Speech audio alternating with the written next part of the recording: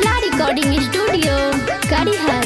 दुनिया में छे सबसे महान देवो के देव महादेव छे नाम। दुनिया में छे सबसे महान देवो के देव महादेव छे नाम। दुनिया में छे सबसे महान देवो के देव महादेव छे नाम। ई छे सबसे दिल वाला हमर भोला डमरू वाला। ई छे सबसे दिल वाला हमर भोला डमरू वाला। जग के छे पालनहार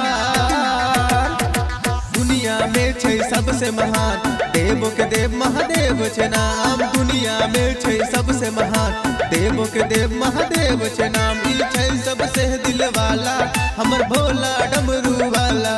ई छे सबसे दिल वाला हमर भोला डमरू वाला। जग के छे पालनहार दुनिया में छे सबसे महान देवो के देव महादेव छे नाम। दुनिया में छे सबसे महान देवो के देव महादेव छे नाम।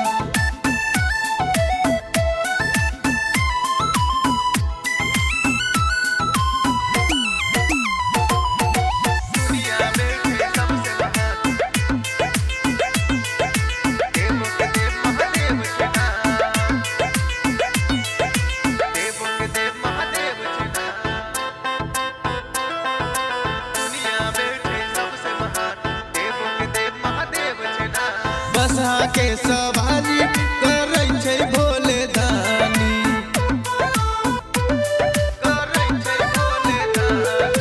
बसहा के सवारी करै छै भोले दानी। तीनों ई लोक के भोला छै स्वामी। अंग लगा के भसम मारे छै गाजा में दम यो।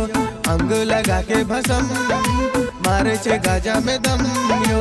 इनका जाने सारा संसार दुनिया में छे सबसे महान देवो के देव महादेव छे नाम। दुनिया में छे सबसे महान देवो के देव महादेव छे नाम। ई छे सबसे दिल वाला हमर भोला डमरू वाला।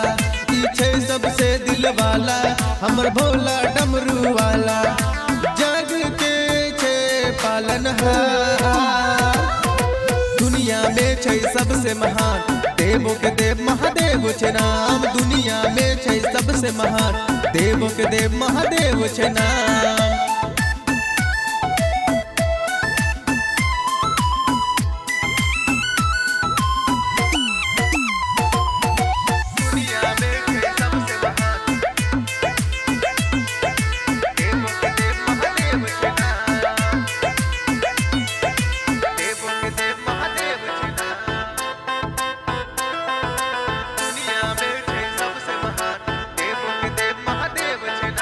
भोला भंडारी छियैयो बड़का दानी।